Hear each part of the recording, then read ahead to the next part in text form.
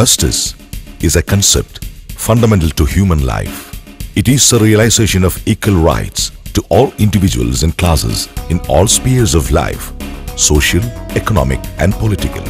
A step towards launching a nationwide struggle for achieving social justice, an attempt to create an environment of empathy towards our fellow citizens who are denied justice. Popular Front of India, the neo-social movement committed to the cause of empowering the backward and marginalized sections in society, organized Social Justice Conference at the historic Ramlila Maidan of New Delhi on 26th and 27th of November 2011. On the first day of the conference, with oath of reviving justice, E.M. Abdul Rahman, chairman of Popular Front, unfurled the flag of justice, freedom and struggle.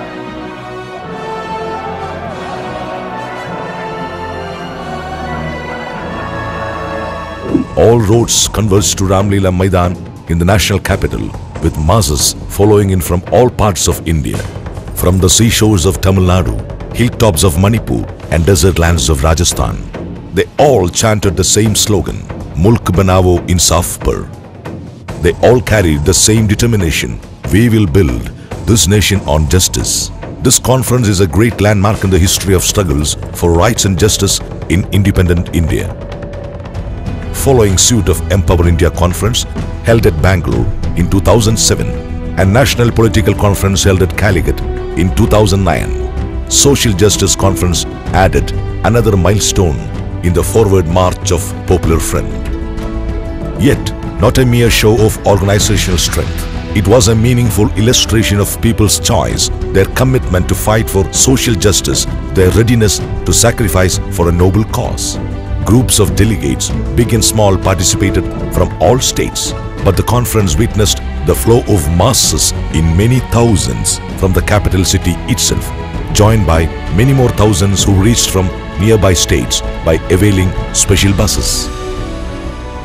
The largest public gathering place of a national capital was in fact overflowing at the concluding session on the second day, hours together continuously.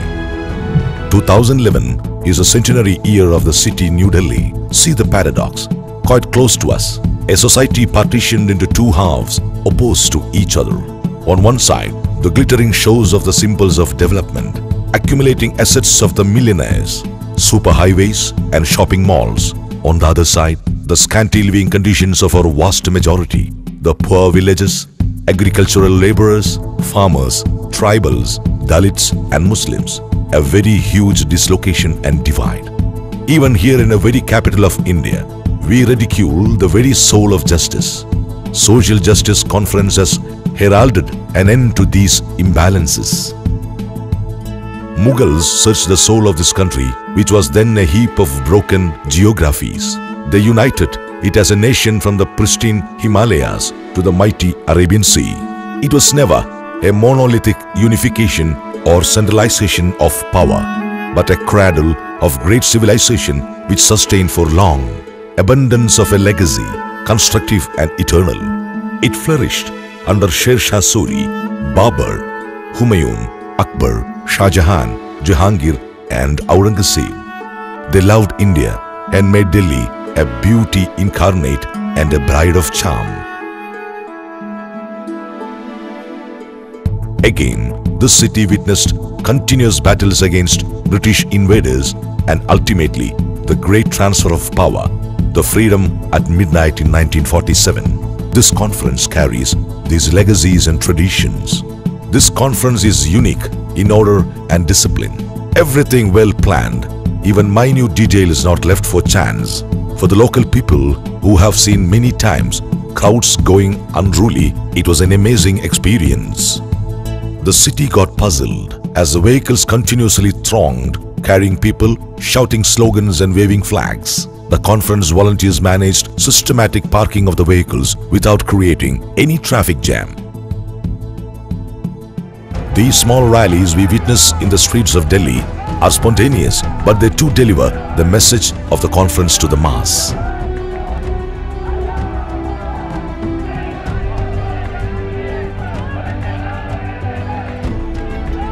For a couple of months prior to conference, people understood the message of the conference through the nationwide publicity campaigns. Posters, pamphlets and bulletins were circulated in different languages. Popular Front activists across the country interacted with multitudes of people through street meetings and house visits.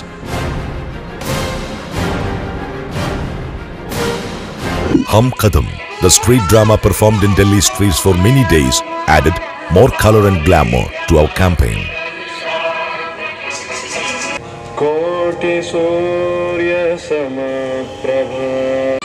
हमने हिंदुस्तान में सड़ने वाली इंसानी जिंदगियों का भी इमारतों की ज़ेबो ज़ीनत दिखाने वाला नहीं है हकीकी हिंदुस्तान। हिमालय से शुरू करके आसपास की पहाड़ियों की चोटियां, सहराओं। The presence of women in the conference testified that the concern for social justice has no gender bias. These sisters attending the event symbolize the hopes and convictions of the half of Indian population.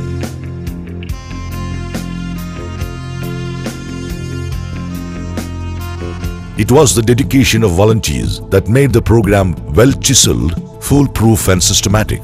These volunteers were always at the call of duty. They worked day and night, setting sufficient facilities for the participants and made the program a great event to remember. There were cultural programs in different languages on the first night of the conference. The eatery area in the conference Maidan was busy always. This big kitchen could cater to the needs of thousands of delegates at a time. Naya Kadam. The conference exhibition was a visual splendor, a blend of knowledge and visual feast. It was devoid of beaten familiarity and contempt. The still frames and video clippings were thematically arranged. The viewers left the pavilion well informed and motivated.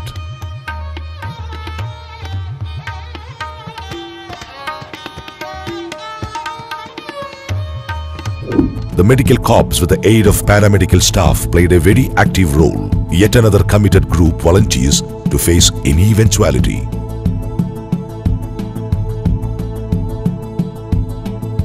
Media room started functioning well before the conference. It functioned round the clock to make the conference a grand success.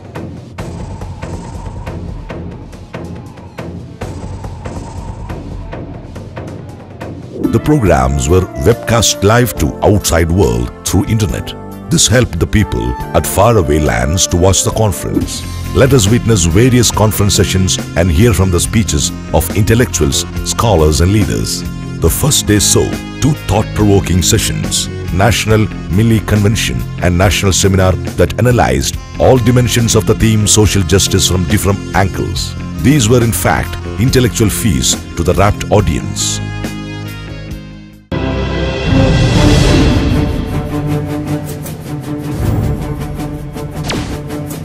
मिल्लत का अहम फरीदा ये है कि मिल्लत के अंदर इंसाफ को कायम करें। जितने मेहमान इकराम यहाँ तशरीफ लाए हैं, इस अजीम मकसद को फरोग देने के लिए मैं उन सब का इस्तकबाल करना चाहता हूँ। अमीर अमीर होते जा रहे हैं, गरीब और ज्यादा गरीब। इक्तिसादी नाइंसाफ के शिकार मुसलमान और दलित सबसे ज्यादा हैं। किसानों के जमीन मल्टीनेशनल कंपनियों को दे दी गई। इस वजह से किसानों की 60% जमीन सरमायादारों के हवाले हो गई और ये किसान गरीब बन गए। इन किसानों में बड़ी तादाद मुसलमानों और पसमानदा तबकात की है। मुल्क की तामीर के लिए, समाज में तब्दीली के लिए, दस्तूर की हिफाजत के लिए और शहरियों की आजादी हिफाजत के लिए, मुस्बत सोच रखने वाली नई क़ियादत के लिए अवामी बेदारी और एहतिजाज लाजिमी है। पॉपुलर फ्रंट को मुबारकबाद देता हूँ, जिन्होंने यहाँ पर ये कॉन्फ्रेंस मुनाकिद करके समाजी बेदारी के लिए रास्ता हमवार किया। मैंने कहा ये सोशल जस्टिस सिर्फ मुसलमानों को नहीं, सबको चाहिए। हाँ, ये बात जरूर है कि मुसलमान सबसे ज्यादा पछड़े हुए हैं, सबसे ज्यादा पसमानदा हैं, महंगाई हो तो बर्दाश्त कर लो, अगर इम्तियाज बढ़ता जाए तो बर्दाश्त कर लो, अगर तुम्हें डंडे मारे जाएं तो बर्दाश्त कर लो, अगर तुम्हारे साथ नाइंसाफी हो तो बर्दाश्त कर लो, अगर तुम्हें मुलाजिमत न मिले तो बर्दाश्त कर लो। ये मजहब इस्लाम ने नहीं सिखाया। आवाज उठाना हमारा हक है। इत्तेहाद और उखुवत के साथ हमें अपनी बात को उठानी चाहिए। Muslims in India feel that they have been rendered second-class citizens in the country. In the most outbreaks of communal violence, the bulk casualties are Muslims. In most such outbreaks of mass street violence, the Muslim victims have found the police either remaining passive or colluding with the attackers. It has now been officially documented that the majority of Muslims are socially and economically disadvantaged, but also denied jobs in the government and military and locked up for no fault. Indian social structure is conventionally black-marked with casteism and communalism. These evils have now strengthened influence over all the folds of our society and administration. Hindutva elements have succeeded in widening the gap between Hindus and Muslims. A movement determined to rebuild the community with a hand touch in all areas of life is the call of the time. Different religious communities were allowed to be governed by their own personal laws, and so far the government has abstained from interfering in Muslim personal law. Thus, the constitutional and legal structure of India attempts to create room for diversity, but the need of the hour is political will and commitment for corresponding policy measures and a corresponding public climate.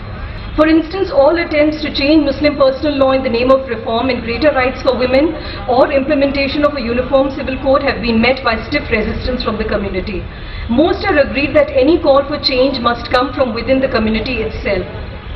Yet, both the religious right and extreme secular fundamentalists have been time and again attacking the concept of differentiated communal identity for various segments of the population. जितने 10 साल में bomb blast हुए हैं उस पे थोरो inquiry की जाए। सरकार का जो काम है ईमानदारी से सरकार करे और उसमें जो भी लोग इसमें मुलविस हो, चाहे हिंदू हो या मुसलमान, उसको पकड़े, उसके खिलाफ एक्शन ले।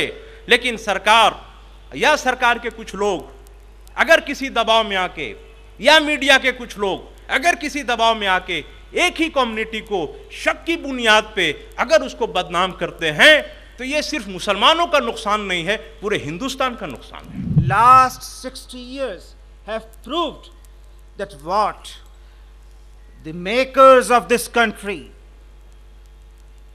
the great leaders of this country, who have assured the minorities and Muslims in particular in 1949, 2 years after getting independence and just 2 months before the constitution was implemented, had assured that there would be no impartiality. But 60 years have proved that we have failed. The successive governments, the successive leaders have failed. We are deprived from judicial activism, but we are suffering from judicial negativism. And this has to be seriously checked, because the integrity, the credibility, and the authenticity of the government is very important. If a faith of one community goes down, that would be a great loss to our national energies. Secular parties को जो decentralise कर दिया गया है उसको centralise करने के लिए वो मजबूत रोल अदा करें। इसके साथ साथ उनको चाहिए कि सेकुलर पार्टीज के अंदर जो मुस्लिम लीडरशिप मौजूद है, जो मुसलमानों के नाम के ऊपर नुमाइंदगी कर रही है, मुसलमानों के नाम के ऊपर टिकट लेती है, और जब बाबरी मस्जिद का मसला आता है, गोपालगढ़ का मसला आता है, तो उनकी ज़बानों के ऊपर ताले लग जाते हैं। मैं इस इजलास के तवज्जुह से उनसे ये गुजारिश करना चाहूँगा कि या तो वो अपनी रविश को तब्दील कर दें, और अगर वो अपनी रविश को तब्दील नहीं करते हैं तो मैं आवाम से गुजारिश करना चाहूँगा कि उनको रविश तब्दील करने के लिए मजबूर कर दें। जो अहले ज़माना के हालात नहीं समझता है वो जाहिल है, उसके पास कितना ही इल्म हो। अगर वो अवाम के काम नहीं आ सकता है, अवाम के मसाइल नहीं समझ सकता है, तो कैसा इल्म वाला है, वो कैसे रहनुमाई कर सकता है। ये नुकात जो है सबसे पहले उलमा हजरात के लिए है और तमाम अवाम के लिए भी है कि आप जाग जाए, इल्म हासिल करे कि इस्लाम की इब्तिदाई तालीम यह है कि इक़रा बिस्मि रब्बिकल लज़ी खलक। इस्लाम ने हमको जाहिल रहने के लिए नहीं कहा है। मर्दों को भी तालीम से दूर कर दिए कि अंग्रेजी पढ़े तो फरंगी होते हैं। बहरहाल हुकूमत भी गई, इल्म भी गया, हुनर भी गया। आज हम बहुत ही एक नापसंदीदा हाल से गुज़र रहे हैं। तो इसके लिए अब औरतों को एम्पावर करने के लिए तालीम, अच्छा लड़कियों को तो अब कम सिन बच्चियों को सब ज़्यादातर तालीम की तरफ तवज्जो दी जा रही है, स्कूल कॉलेज भेज रही। मगर जो औरतें इस हद कॉलेज स्कूल जाने की हद से गुजर चुके हैं, उनके लिए क्या करना चाहिए। जहां हम लड़कियों की तालीम पर तवज्जो देंगे, वहां हमारी औरतों को तालीम हासिल करने के और भी ज़राए इस्तेमाल करना चाहिए। दूसरे मुल्कों में एक तो हुआ करती हैं, हमारे यहाँ 15-20 सिक्योरिटी एजेंसीज़ हैं जो कि मुस्तकिल गरीब इलाकों में, मुसलमान इलाकों में हज़ारों इन्फॉर्मर यानी मुखबिर लोग काम कर रहे हैं जो कि झूठ जाके वहाँ बताते हैं ताकि उनकी तनख्वाहें जो है मिलती रहें उनको, और साबित हो कि वो कुछ काम कर रहे हैं। भाइयों, इन सब चीज़ों के ख़िलाफ़ लड़ने की ज़रूरत है ताकि हमारी ये हुकूमत जो है ये सब न कर पाए। इस काम में बीजेपी भी शरीक है, इस काम में कांग्रेस भी शरीक है। I have great regard for the people who are associated with Popular Front. I was under the impression that a forum like this, if it is in a position to bring in the various people of the communities in different groups or political parties, and then we are in a position to make a pressure group, a very effective pressure group, would be in a position to solve the problem.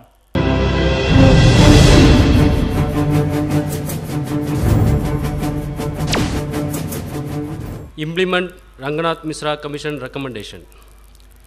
This National Milli Convention, convened as part of Social Justice Conference, calls attention of central government to implement as expeditiously as possible Justice Ranganath Mishra Commission recommendations.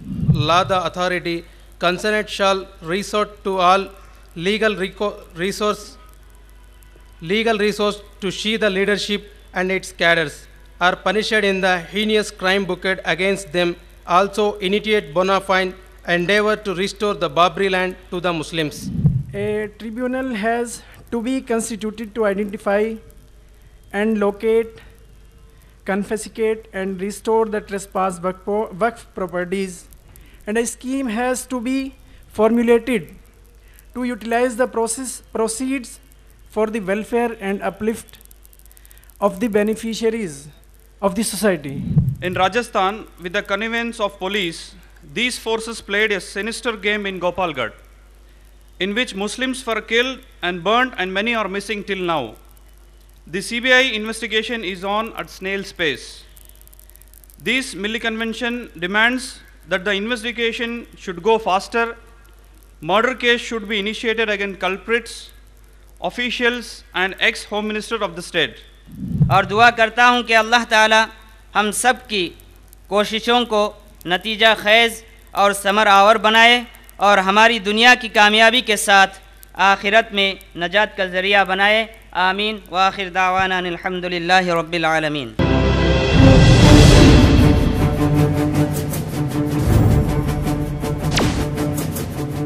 The custodial torture, illegal detention, the wrongful confinement, the criminal intimidation, as we know, are rampant.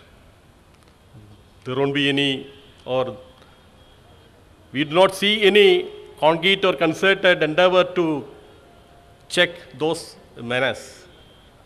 The Dalit, Adivasis, and Muslims are facing inhuman and degrading treatment from all corners, from all the agencies. Marathwada में 2010 में 150 Mercedes गाड़ी खरीदी गई थी। 150 Mercedes गाड़ी वहां पर खरीदी गई थी 2010 में, और उसी साल में 1800 किसानों ने अपनी जान भी दी। लेकिन बात यहां पर यह है कि 150 मर्सिडीज लेने के लिए वहां के बैंकों ने जो अमीर लोगों को इंटरेस्ट दिया था वो इंटरेस्ट 7% था, और जो गरीब किसानों को ट्रैक्टर लेने के लिए 14% इंटरेस्ट दिया जाता था। तो यह समाजी इंसाफ का एक मामला है। किसके लिए समाजी इंसाफ है? कोई शौक की बात नहीं है कि 2.5 लाख पिछले 16 साल के अंदर 2.5 लाख किसानों ने अपनी जान दी। पिछले 60 सालों से ये मुल्क के हर एक गवर्नमेंट की सबसे बड़ा फेलियर ये है कि आज तक किसी गवर्नमेंट ने भी मुसलमानों के अंदर ये विश्वास आने नहीं दिया कि हम यहां पर सिक्योर है। वो लोग जिन पर जुल्म हुआ उनका किरदार है, वो लोग जो जानते हैं कि दूसरों पर जुल्म हुआ उनका किरदार है, वो लोग जो जानते हैं कि किन चीजों की वजह से जुल्म हुआ उनका किरदार है। जब ये सारे लोग मिलकर एक तहरीक बनाएंगे समाजी इंसाफ के लिए, एक तहरीक, जब समाजी इंसाफ के लिए एक तहरीक बनेगी तभी जाकर समाजी इंसाफ इस मुल्क के अंदर आएगा।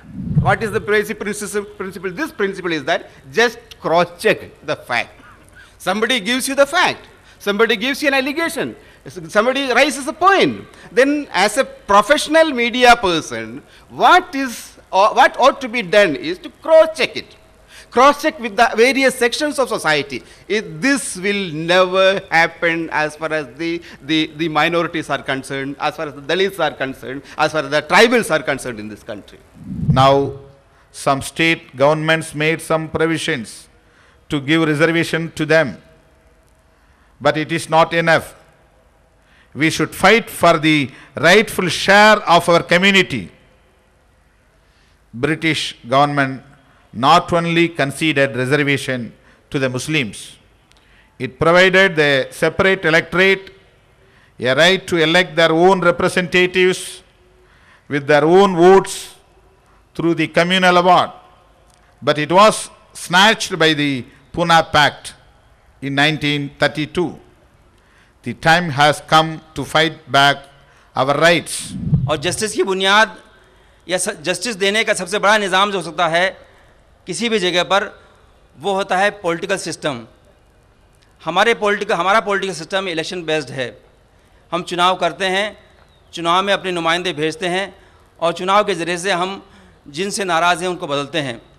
लेकिन पिछले 64 साल से जो चुनाव भारत में हो रहे हैं उसका अगर हम नक्शा खींचे तो यहाँ के कमज़ोर तबकों की नुमाइंदगी यहाँ की पार्लियामेंट में, यहाँ की असम्बलियों में, यहाँ के ऐवानों में नहीं हो रही है। हमें कोई ईद मुबारक बात नहीं दे रहा है। हम लोग एक्स कम्युनिकेट हो चुके हैं सोसाइटी से। ये हालात हैदराबाद के मक्का मस्जिद के ब्लास्ट में पकड़े गए मुसलमान बच्चों के माँ बाप की थी। तो सामाजिक बहिष्कार हिंदू का तो छोड़ दीजिए, हिंदू तो ऐसे भी मुसलमान के नोटिस कितना लेता है मेरे सामने एक क्वेश्चन मार्क है। लेकिन मुसलमान भी उससे कन्नी काट रहा था या काट रहे हैं, क्योंकि मुसलमान को डर है कि मैं अगर इससे नाता रखूंगा, इससे हेलो दुआ सलाम करूंगा तो मेरा भी क्या होगा। इस ढंग से ये जो देश में होते जा रहा है, और मैंने जितनी तहकीकातें की है इन सब तहकीकातों में मैंने एक भी मुसलमान पाया नहीं है। ये मैं आज दिल्ली के रामलीला मैदान के इस मंच से डंके की चोट पे बोल रहा हूं कि इन केसेस में एक भी मुसलमान शामिल नहीं है। Since the majority of the population of India was untouchables, they needed special protection, and the Simon Commission wanted to take measures, remedial measures for this. The Manyuwadis now got the support of some BCs and Dalits, and they raised the slogan against the Simon Commission, Simon, go back. We were betrayed. So in 1909, betrayal, again in 1928, betrayal. Now, we can raise the slogan, Aryans, go back, against that slogan raised by the then Manuwadis. If the intentions are pure, it doesn't matter from which tradition you come from. It doesn't matter. In my intention, I'm a religious man. I have two worlds to look after. But if you do not believe in atheism, if you do not believe in, if you are an atheist, it doesn't matter. But your intentions have to be pure. People who assemble in this conference, people who are going to be the movement of social justice, have to have the pure notion of social justice. Not only justice for me, not only justice for my brothers, not only justice for my community, but for every human being that exists in this country and in this world, there has to be social justice. Then only the social justice can be powerful. कि हुकूमत के जो तरीक़ेकार हैं वो उससे सब लोग वाकिफ़ हैं। यकीनन जैसा भी कहा भी गया कि सियासी क़ुव्वत के ज़रिए से ही आपको हक़ मिल सकता है, खुशामद से हक़ नहीं मिला करते। लेकिन हमारे मुल्क में बदकिस्मती यह है कि जनूबी हिंदुस्तान में इसके बारे में ज़्यादा कॉन्शसनेस काफ़ी दिनों से मौजूद है। पॉपुलर फ्रंट ऑफ इंडिया या इसके जो पहले तंजीम थी उसके ज़रिए से काफ़ी हद तक अपने सियासी हुकूक़ के लिए कॉन्शस हो चुके हैं। और लोकपाल बन जाएगा तो आपको मैं बता दूं कि इस देश में आप अपनी आवाज़ उठा नहीं पाएंगे, क्योंकि मजबूत जितने अधिकारी और लीडर होंगे इनको पकड़ा जाएगा, टेरराइज करके रखा जाएगा। मैं आप लोगों से मैं शिकायत भी है कि अक़लियत के लोग they don't rise to the occasion. I hope this kind of discussion would remain open-ended so that we are not arriving or we are not coming to a conclusion, but which will go on talking about the different issues involved. This is not the end, but this is the beginning of a very serious discussion about the citizenship rights, about the need for a democratic space for people who are marginalized, the minorities, the Dalits and the tribals, which make up the 70% of India's population.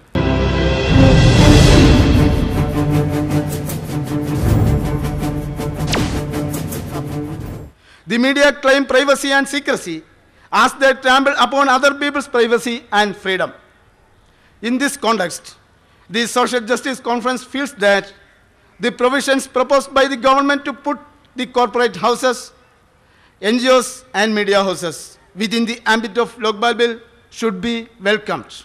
The Social Justice Conference also demands adequate representation of all marginalized and weaker sections of the society in the proposed infrastructure of Lokpal in order to fulfill the spirit of true representative democracy. We have many instances of the top bureaucrats of the intelligence agencies working hand in glove with the Hindutva politicians and spreading canards about Muslims, Dalits and tribals. Hence, SJC is of the opinion that new scrutiny mechanism have to be developed for parliamentary scrutiny of the defense and intelligence expenditure, and necessary laws are to be legislated to that effect. The government shall continue judicial commission with member of credibility, good constitution and impeccable integrity. The government shall also pursue to collect the no assets, no deposits inside and outside India declaration from member of parliament, legislation, assembly, judicial executive and the like. The conference appeals to the government of India releases white paper on this across decide confection of illegal assets and black money deposit inside and outside India. The central government to respond to the public demand for effectuating right to reject the candidate in parliament and assembly elections. Hence, this conference calls upon the central government to reform the criminal justice system and the penal code, beginning the process by repealing all special legislations enacted on pseudo concepts of combating terrorism, Maoism, communalism, which enable culture of torture and culture of impunity. Many distinguished personalities of various parts of country take part in this seminar. I give thanks to all.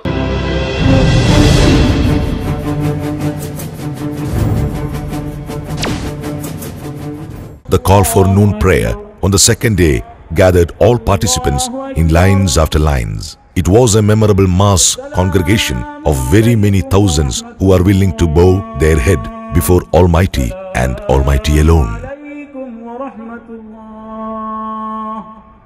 Now, it's the start of the end event. The national capital regained the unity song Sare Jahan Se Acha from the faded memories of its struggle for freedom from foreign oppression.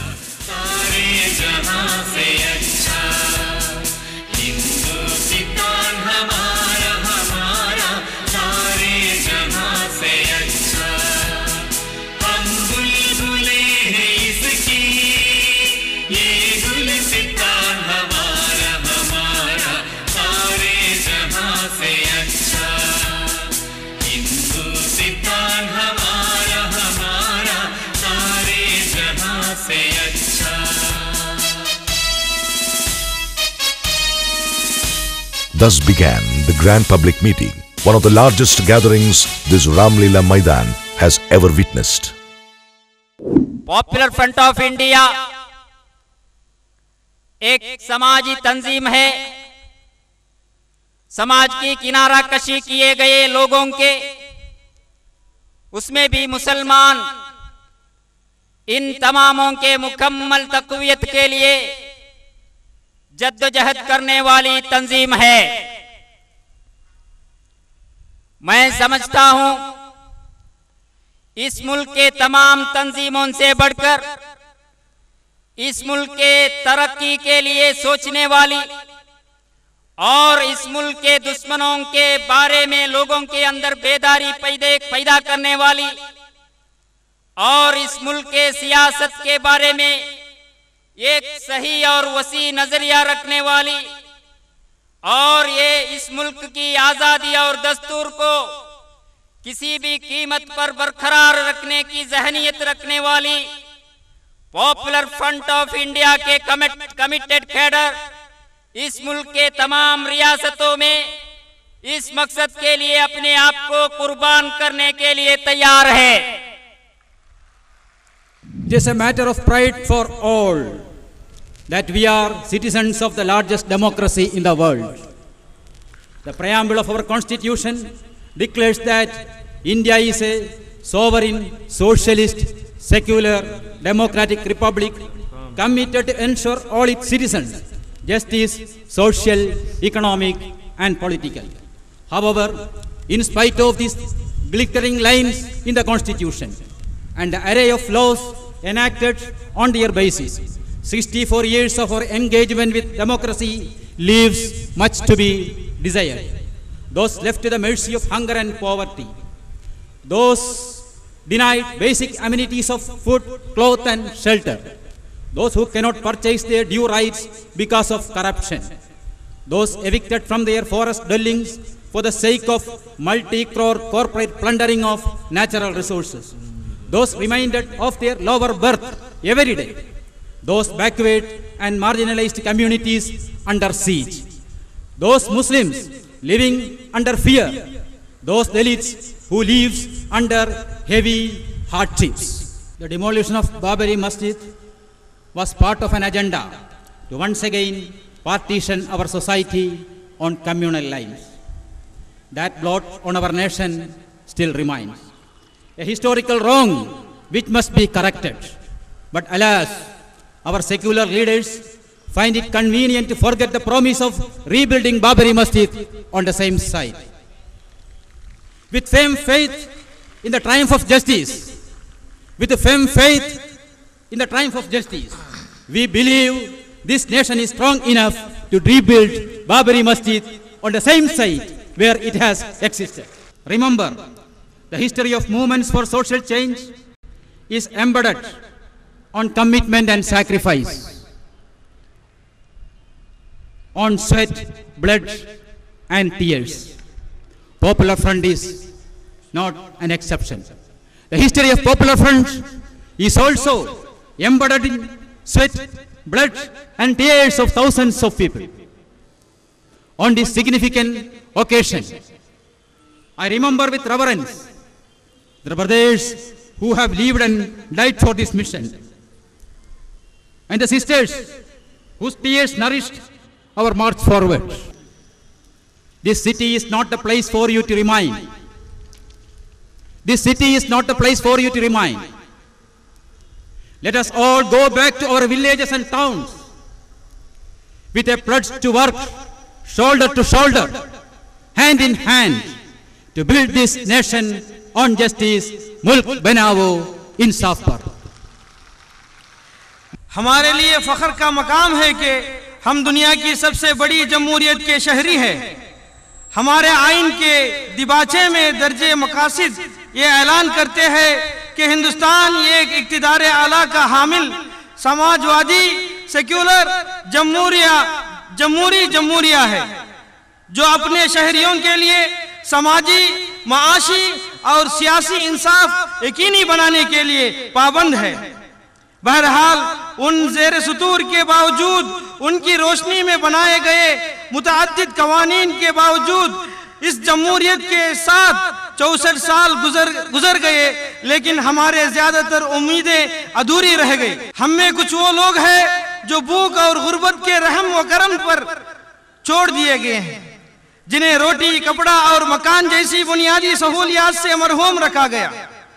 जो लोग भ्रष्टाचार की वजह से अपने हुकूक हासिल नहीं कर सकते, कुदरती वसाइल को लूटने वाले और करोड़ों के मालिक सरमायादार खानदानों के मफादात को पूरा करने के लिए जिन लोगों को उनके जंगलाती घरों से निकाल दिया जाता है। बाबरी मस्जिद की शहादत एक ऐसे एजेंडे का हिस्सा था जिसका मकसद हमारे समाज की फिरका वाराना तकसीम करना था। हमारे मुल्क पर एक दब्बा आज भी लगा हुआ है। ये एक तारीखी चौक है जिसकी इस्लाह होनी ही चाहिए, लेकिन अफसोस हमारे सेक्युलर लीडरों को उसी मकाम पर बाबरी मस्जिद की तामीर नौ का वादा फरामोश करने में आसानी महसूस होती है। इंसाफ की फतह में यकीन कामिल रखते हुए हमें उम्मीद है कि हमारे मुल्क इतना मजबूत है कि बाबरी मस्जिद की तामीर नौ कर सकेगा। याद रखिए कि समाजी तब्दीली की तहरीकों की तारीख खुलूस और खून पसीने और आंसुओं की कुर्बानी से पुर है। पॉपुलर फ्रंट ऑफ इंडिया भी इससे अलग नहीं है। इस अहम मौके पर मैं अपने उन भाइयों की ताज़ीम के साथ याद करता हूं जिन्होंने इस मिशन के लिए जिंदगी गुजारी और इसके लिए अपने जानों की कुर्बानी दी। मैं एक मर्तबा फिर आप हजरात का शुक्रिया अदा करता हूं जो मुल्क के दूर दराज इलाकों से हमारी दावत पर लब्बैक कहते हुए यहाँ जमा हुए हैं। ये कॉन्फ्रेंस हमारी तंजीमी ताकत का मुजाहिरा नहीं है और ना ही ये यहाँ खत्म होने वाली कॉन्फ्रेंस है, बल्कि ये एक मिशन है। ये शहर आपके ख़याम की जगह नहीं है। हमें अपने गांवों, कस्बों और शहरों की तरफ इस पुख्ता इरादे के साथ वापस जाना है कि हम इंसाफ की बुनियाद पर एक नए हिंदुस्तान की तामीर करने के लिए कंधे से कंधा मिलाकर जद्दोजहद करेंगे। मुल्क बनाओ इंसाफ पर। वज़ीर आज़म रोज कहते हैं कि वो इंक्लूसिव डेवलपमेंट चाहते हैं, यानी सबकी तरक्की चाहते हैं। वो ये भी कहते हैं कि पावर शेयरिंग चाहते हैं, यानी इक़्तिदार में हिस्सेदारी चाहते हैं। लेकिन एक सवाल मैं उठाता हूँ, ये हाल है मिश्रा रिपोर्ट जो एक तारीख़ी रिपोर्ट थी, आज पेश किए हुए उसके 3 बरस गुजर चुके, अभी तक वो पार्लियामेंट में बहस के लिए भी पेश नहीं हुई। इससे बढ़कर के कमज़ोरी क्या हो सकती है कि उसके मतलब है उनके दिल में हमारे लिए कोई राह नहीं है।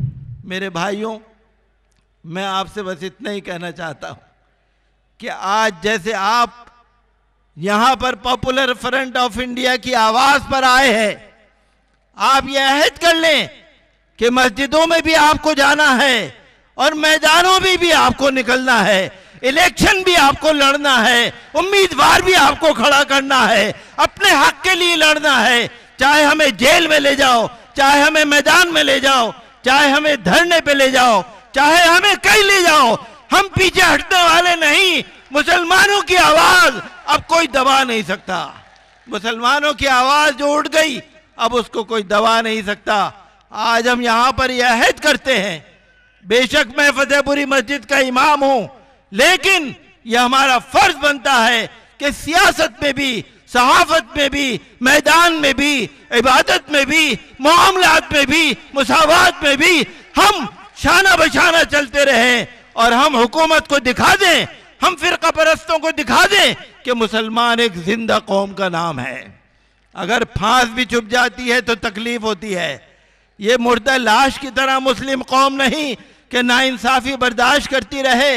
हमें उम्मीद है कि जैसे आप यहां पर आए हैं, अब आप किसी भी सियासी पार्टी के धोखे में ना आइए।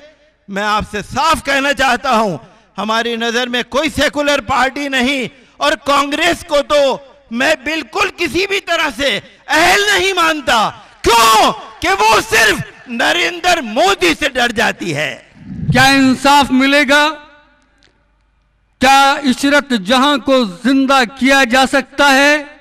एक झूठा इल्जाम लगाकर सिर्फ एक इशरत जहां को कत्ल नहीं किया गया, सिर्फ उसकी जान नहीं ली गई, उसके खानदान को दहशतगर्द खानदान करार दिया गया, उसकी कौम को दहशतगर्दी से जोड़ दिया गया। यह हिंदुस्तान के 25 करोड़ मुसलमानों के नाम पर बदनुमा दाग था। क्या इंसाफ मिलेगा? इंसाफ का तकाजा तो ये है कि नरेंद्र मोदी को आज इस कत्ल के जुर्म की सजा दी जाए और उसको ये साबित किया जाए कि दहशतगर्द इशरत जहां नहीं थी, उसको साबित करने वाला दहशतगर्दी के जुमरे में आता है।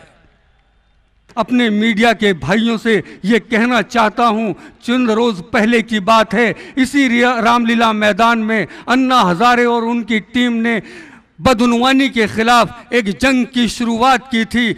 हर पल की खबरें मीडिया दिखाता रहा था, हफ्तों ये बहस जारी रही थी। आज हिंदुस्तान के मजलूमीन ने पॉपुलर फ्रंट के बैनर के नीचे इस आवाज़ को बुलंद किया है। क्या मीडिया वही इंसाफ करेगा? क्या यहाँ पल पल की खबरों को दिखाया जाएगा? क्या ये आवाज़ सुनाई जाएगी? क्या हमारी आवाज़ में आवाज़ मिलाकर ये कहा जाएगा? इससे भी कम तादाद के लोगों को कहा था आज पूरा हिंदुस्तान रामलीला मैदान में जमा है, वो तमाम लोग आकर देख लें। उनसे बड़ी तादाद यहाँ आज जमा है। कम से कम इतना तो कह दीजिए कि सारे हिंदुस्तान का मुसलमान यहाँ जमा है। ये पॉपुलर फ्रंट की आवाज़ नहीं है, ये सारे हिंदुस्तान के मुसलमान की आवाज़ नहीं है, ये सिर्फ एक अजीज़ बरनी की आवाज़ नहीं है, ये सैयद शहाबुद्दीन की आवाज़ नहीं है, ये मौलाना मुफ्ती मुकर्रम की आवाज़ नहीं है, ये हिंदुस्तान की आवाज़ है। हमें इंसाफ चाहिए।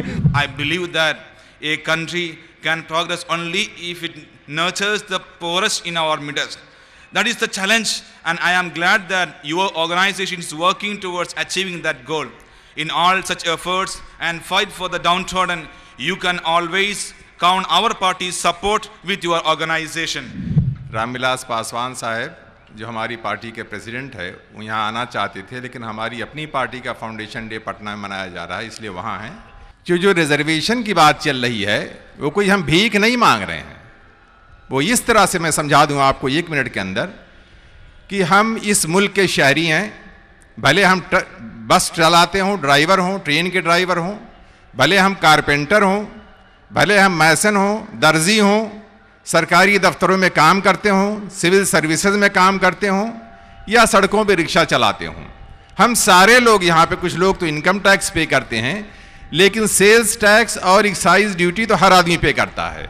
आप टोपी खरीदते हैं, लुंगी खरीदते हैं, चप्पल खरीदते हैं, जो भी चीज़ खरीदते हैं, आटा, नमक, सब में आप टैक्स पे करते हैं। वही टैक्स ये सरकारें इकट्ठा करती हैं और उसी टैक्स से ये अपने सरकारी जो अफसरान, उनका खर्चा, उनकी तनख्वाह, टीचरों की तनख्वाह, पुलिस वाले भाइयों की तनख्वाह, फौज की तनख्वाह, सब की तनख्वाह जाती है। और जो पैसा बचता है वो वापस कम्युनिटी के वेलफेयर के लिए लगाया जाता है। तो हमें हमारा हिस्सा चाहिए टैक्स में, बात ये सीधी है बस। हमारा प्यारा मुल्क अपने सेकुलर ख्यालात से बहुत दूर जा चुका है। हमारे सेकुलरिज्म ये और वो की कुल्लियत से निकलकर सिर्फ ये पर मुनहसर होकर रह गई है। इस तरह मुसलमानों को वो की शक्ल में जाहिर किया जाने, उन्हें अजनबी बताया जाने लगा और बिल्लाखिर उन्हें मुख्य धारा से भी धक्का देकर बाहर कर दिया है। इसके बेशुमार दलीलें हैं, जिनमें से एक है बाबरी मस्जिद की शहादत। बाबरी मस्जिद को दोबारा करने के बारे में हमारा चेयरमैन साहब ने कहा, बाबरी मस्जिद को दोबारा तामीर करने के लिए हिंदुस्तान को उसके बुनियादी सेकुलर नजरिए की तरफ वापस लाने की जरूरत है। ये हमारी पहली जिम्मेदारी है और यकीनन इंशाअल्लाह हम इसे पूरा करके रहेंगे। हमारे जमहूरियत भाइयों बस्तरे मरज पर है। जमहूरियत को सियासी पार्टियों ने उस पस्ती में डाल दिया है जो उहदों को खरीद कर और लोगों से वोट खरीद कर एमपी और एमएलए के उहदे मिल जाएं तो उनका भी भाव लगाते हैं। सवर्णों की हाकिमियत और उसमें भी ख़ानदानी हाकिमियत को जमहूरियत के तौर पर वाज़ी किया जाता है। रिश्वत के खिलाफ होने वाली आरएसएस और अद्वानी की लड़ाइयों के आखिर में उस किनारे पर देखिए नरेंद्र मोदी तलवार लिए ताक में खड़ा है। उसके साथ कत्ल करने और आशीर्वाद देने के सलाहियत रखने वाले सामी लोग भी है, जिनके हाथों में ब्लेसिंग्स है और ब्लास्टिंग्स भी है। इसे हमें भूलना नहीं चाहिए। हिंदुस्तान का मुसलमान टेररिज्म करता ही नहीं है। There is no Islamic terrorism in India. For proof Narendra Modi अभी भी जिंदा है। कहां Islamic terrorism? Where is Islamic terrorism? The culprits of Babri Masjid demolition are still alive. Babri Masjid जिन्होंने शहीद की वो जिंदा है। कहां इस्लामिक टेररिज्म?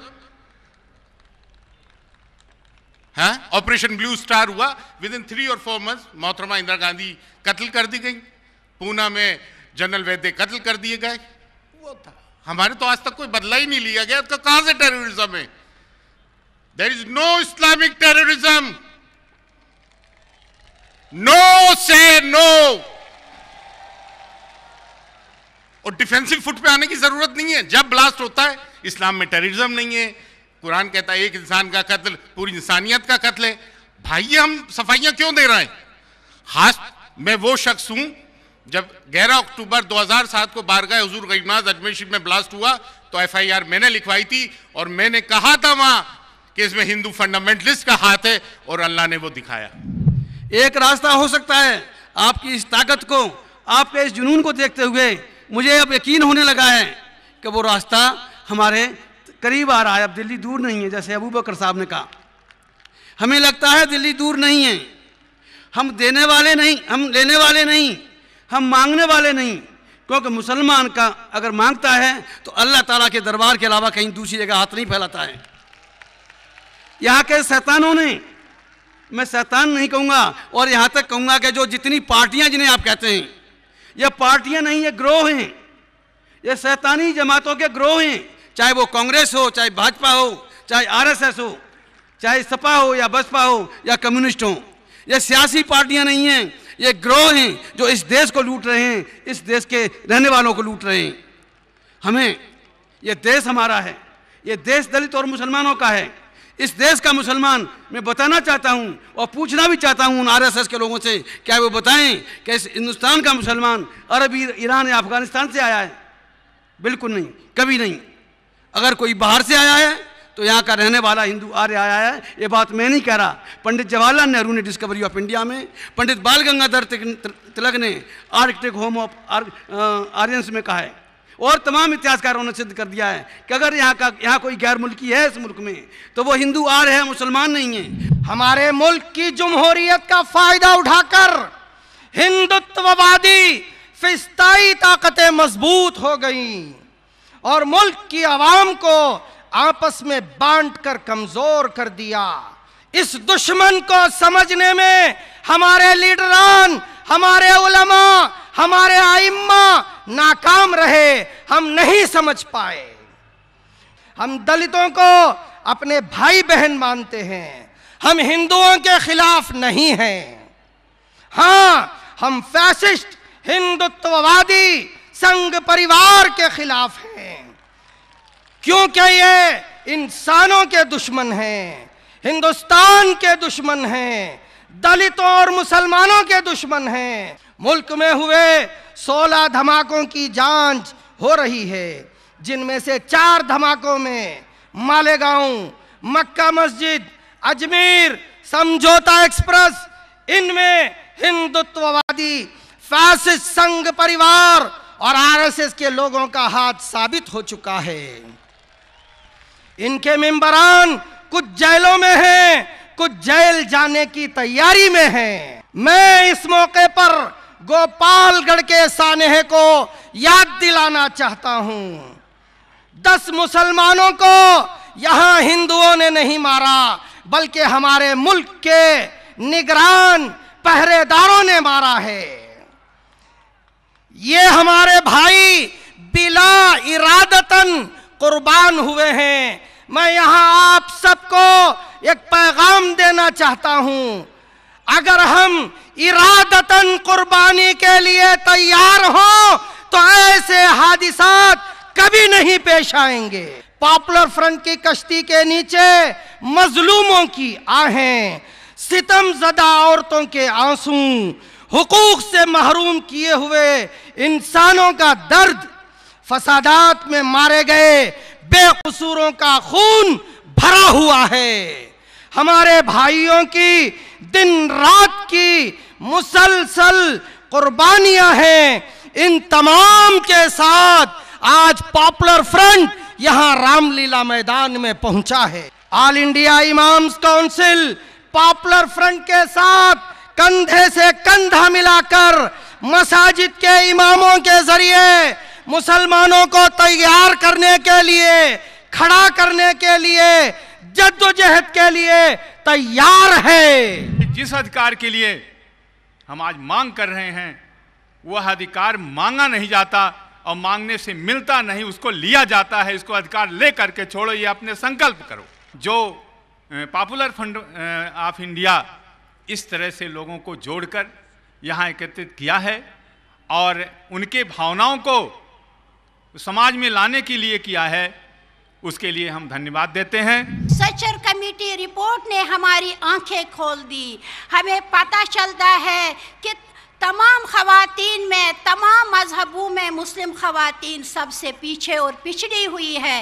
इस्लाम ने आज से 1500 साल पहले हर मजहब से ज़्यादा, तमाम मजहबों से पहले औरत को बुनियादी और तमाम हुकूक दिए हैं कि हर वो हक जो उस वक्त तक किसी भी मजहब ने नहीं दिए थे, वो हक मुस्लिम खवातीन को हासिल हुए। लेकिन ताकि वो हर मैदान में अपने वक़ार के साथ अपनी ज़िंदगी गुजार सके। हमें इस मुल्क में अपनी इबादत गाहों को बनाने का हक है, उन्हें आबाद रखने का हक है, लेकिन जो तफसील अभी पार्लियामेंट में ज़ेर गौर है नए इनकम टैक्स की, आपको उसकी मालूमात रखनी चाहिए। और उसकी बुनियाद ये है कि बहुत वाज़ेह लफ्ज़ों में अगर आप एक बात समझना चाहते हैं तो मैं अर्ज़ करूं कि मस्जिद, उस पर भी टैक्स लग सकता है, मंदिर, गुरुद्वारा, चर्च, इस पर भी टैक्स लग सकता है। और टैक्स की शक्ल भी ऐसी बनाई गई है जिसके नतीजे में आने वाले दिनों में इन मस्जिदों को भी बेचना पड़ेगा, मंदिरों को भी बेचना पड़ेगा, गुरुद्वारे को भी बेचना पड़ेगा और चर्च को भी बेचना पड़ेगा। ये जो लोग माफ़ कीजिएगा, जिन्हें हम और आप चुन के पार्लियामेंट भेजते हैं और उनमें से कुछ लोग जो बदकिस्मती से मिनिस्टर बन जाया करते हैं, बदकिस्मती मैं समझबूझ के कह रहा हूँ, बदकिस्मती इसलिए कि मिनिस्ट्री के बाद एक नई राह तिहाड़ की भी खुल गई है, वहाँ पहुँच जाते हैं लोग। तो ऐसे लोग पार्लियामेंट पे पहुँच रहे हैं, ऐसे कवानीन बन रहे हैं जो मुल्क में मसाइल पैदा करेंगे। इंशाअल्लाह वो दिन दूर नहीं है कि आपके मतालबात भी पूरे होंगे और आपके मामलात भी साफ होंगे और आप इस मुल्क में इंसाफ और इज्जत के साथ ज़िंदगी गुजारने के लिए आगे बढ़ सकेंगे।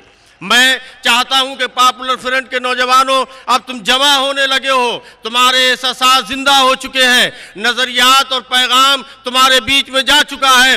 याद रखना, मेरी इस बात को मैं कह के गुजरता हूं कि दुनिया की कोई भी कौम और दुनिया की कोई नस्ल, दुनिया की कोई बिरादरी उस वक्त तक अल्लाह की जमीन पर बाइज्जत और बावकार नहीं होती जब तक उसका हिस्सा इख्तिदार में नहीं होता है, उसका हिस्सा पावर में नहीं होता है, उसका हिस्सा हुक्मरानी में नहीं होता है। पॉपुलर फ्रंट और ये साउथ से उठने वाली तहरीक जो मुल्क में फैल गई है, आपको ये उसी रास्ते पर ले जाना चाहती है। आपको बहुत गुमराह किया गया, आप पर बड़े इल्जाम लगाए गए। आपने अभी सुना, कभी टेररिज्म का इल्जाम लगा, कभी एंटी नेशन मामलात का इल्जाम लगा, लेकिन याद रखो, मैं तुम्हें मुबारकबाद देता हूं। लोग कुछ भी कहते हो कि मुसलमानों, तुमने जज्बे हुब्बुल वतनी का जो सबूत इस 60 साल में तमाम मजालिम के बर्दाश्त करने के बावजूद पेश किया, और तुमने ये साबित किया कि न हम मुंह छुपा के जिए, न हम सर झुका के जिए, सितमगरों की नजर से नजर मिला के जिए। अब एक रात अगर कम जिए तो कम ही सही, यही बहुत है कि हम मशले जला के जिए। थोड़ा नहीं है। अब सोचिए, दूसरी सरकार में 10.3 और तीसरी में 14.6%। मुझे दिखाई दे रहा था दंगा जहाँ होता है वहाँ मुसलमानों की हालत ज़्यादा, उन्हीं का ज़्यादा नुकसान होता है, संपत्ति का भी नुकसान ज़्यादा होता है और उनके लोग मारे भी ज़्यादा जाते हैं। और बिना संघर्ष किए कोई कभी किसी को न्याय नहीं मिला है। पूरा इतिहास है हजारों साल का, आप पढ़ लिए, जो कौम लड़ी है, संघर्ष किया है, उसको न्याय मिला है, और जिन्होंने संघर्ष नहीं किया उनको न्याय नहीं मिला है। अभी तक आपने बहुत धीरज रखा, अब हम आपसे कहना चाहते हैं, सड़कों पे आना पड़ेगा, शांतपूर्ण तरीके से आना पड़ेगा और अपनी मांगों को मजबूती के साथ रखना पड़ेगा। और मजबूती के साथ जो आप रखेंगे उसमें हमारा पूरा समर्थन रहेगा, हर तरह का समर्थन रहेगा, जैसा आप चाहेंगे वैसा समर्थन रहेगा। जो लोग आप पर उंगलियां उठा रहे हैं, आपको मुल्क का मुखालिफ बता रहे हैं, आपके वजूद से जिनको घबराहट हो रही है, ये वही लोग हैं जिनके जहन ने हमारे समाज को तबाह किया है। यह वही नाग हैं जिन्होंने जमहूरियत को डंक मारा है। यह वही गिरोह है जिन्होंने हमारी कदरों को लूटा है। यह नहीं चाहते कि देश में मसावत हो, यह नहीं चाहते कि मुल्क में सबका भला हो, यह नहीं चाहते कि समाज में आपसी भाईचारा हो। ऐसे लोगों से डरने की जरूरत नहीं है। यह नारा मुल्क बनाओ इंसाफ पर, यह नारा बैकवर्ड कम्युनिटी के बैकवर्ड सरके हुए बहनों को ज़्यादातर ताल्लुक़ करते हैं, इसलिए हम बहुत उम्मीद से इसे देखते हैं। आज़ादी से 60 साल बाद भी इसी बैकवर्डनेस को हालात चल रही है। 1992 से इसी चिपली हालात की शहराइयों को बढ़ाती है। गरीबी, illiteracy, sexual harassment, dowry, domestic violence, political backwardness आदि बहरान हालात से समाजी गुजर रही है। ऐसे मुख्तलिफ संजीरों के साथ पैदा होने वाला ये खातून हल्का को खुद एतमादी और उम्मीद देते हुए काम में शरीक होने का तकलीफ़ी काम अपने कंधे पर नेशनल वुमेन फ्रंट लिया है। हम किचन, परिवार, ईमान और समाजी तब्दीली का काम भी एक साथ लाने का फैसला किया हुआ एक टीम है। हमको हौसला देने के लिए हमेशा हमारे साथ पॉपुलर फ्रंट ऑफ इंडिया था और हमारा उम्मीद है कल भी रहेंगे। अब हम यहाँ पर देख रहे हैं, एक तरफ भूखमारी करोड़ों में है, बेरोजगारी करोड़ों में है, और एक तरफ हम देखते हैं जो मल्टीनेशनल कंपनीज है, जो करोड़पति है, उसका प्रॉफिट मार्जिन दिने दिने बढ़ती जा रहा है। गरीबी और भूखमारी भी बढ़ रहा है और दूसरी तरफ बेरोजगारी बढ़ रहा है। इसी हालत में पॉपुलर फ्रंट ऑफ इंडिया ने जो कदम उठाया, उस कदम मिला के हम कैंपस फ्रंट ऑफ इंडिया इस रामलीला मैदान की आजिम शान इजलास में ये इजहार करते हैं, हम भी उसके साथ कदम कदम के मिला के काम करेंगे। और हम आप सबको एक बार फिर चौकन्ना रहने के लिए बोलते हैं, क्योंकि हम जानते हैं ये जो दुष्ट पाखंडी फैसिस्ट फोर्स है जो आज हमारा हुकूमत में है, वो बार बार अपना चेहरा बदल बदल के आते हैं। हजारों साल हम लोगों को कास्ट के नाम पे, जाति के नाम पे बांट के रखा था, और अभी वो मजहब के नाम पे हमको बांटना चाहते हैं और वो बांट के वोट बटोरना चाहते हैं। लेकिन इस रामलीला मैदान की इस इजलास इस बात को इजहार कर रही है, जो इसकी इस गंदी पॉलिटिक्स अब खत्म होने जा रही है। पॉपुलर फ्रंट ऑफ इंडिया ने जो नारा लगाए, ये नारा अब पूरा गांव में गूंजेगी। हमने इस पाखंडी को बार बार शिकस्त दिलवाया, हमने उसको वियतनाम के जंगलों में भी शिकस्त दिलवाया, हमने इसको हजारों मैदानों में शिकस्त दिलवाया, लेकिन ये अपना चेहरा बदल बदल के आते हैं। हम कैंपस फ्रंट ऑफ इंडिया की तरफ से कन्नूर के कॉलेजों में भी से इसको बाहर निकाला, और हम उम्मीद करते हैं जो आप सब मिलके इस पाखंडी और दुष्ट भ्रष्टाचारों को, इस फैसिस्ट फोर्स को आजमगढ़ के गली से भी निकालेंगे और बटला हाउस के गली से भी निकालेंगे, चाहे वो भार्गवा पहन के आए, चाहे पुलिस का वर्दी पहन के आए। The delegates who have come here from distant corners of the land, braving many odds to attend the social justice conference, call upon the Popular Front of India to come to the forefront as an organization that strives for the citizens' rights, to join hands with like-minded organizations in the democratic and non-violent struggle to build the nation on justice, Mulk Banao, Insaf Par. Popular Front shall focus on 1. Detailed overhaul of the current neoliberal and pro-rich economic policies with a view to restore the concepts of welfare state, wherein the state is not merely a passive observer. Number 2, development of eco-friendly development programs which will not contribute to global warming and environmental dissolution. 3, building up an inclusive people's movement for the eradication of corruption at all levels. Legislation for proportional representation instead of the existing first past the post system. 5, implementation of Justice Ranganatha Mishra Commission report to ensure proportionate representation in constitutional organs, bureaucracy, public undertakings, and education. 6, reformulation of the foreign policy with avowed objective of establishing peace and cooperation of the subcontinent and revival of the non-aligned movement. The delegates of this conference also reiterate their commitment to the struggle to establish a new India of equal rights to all Indians. The pledge they made on the occasion of the launch of Popular Front of India in the Empower India conference held at Bangalore in 2007. और इसी के साथ जिस तरह से पूरे हिंदुस्तान भर से जो आज आप लोगों ने यहाँ पर आकर इस प्रोग्राम की कामयाबी का काम किया, कामयाब बनाया, उसी के लिए जिस तरह से पूरे हिंदुस्तान भर से तमिलनाडु, केरला, कर्नाटक, आंध्र प्रदेश, वेस्ट बंगाल, यूपी, एमपी, महाराष्ट्र, राजस्थान और जो सब लोग यहाँ पर आके इसको कामयाबी बनाए हैं, उन सबको हम लोग पॉपुलर फ्रंट की जानिब से शुक्रगुजारी करते हैं।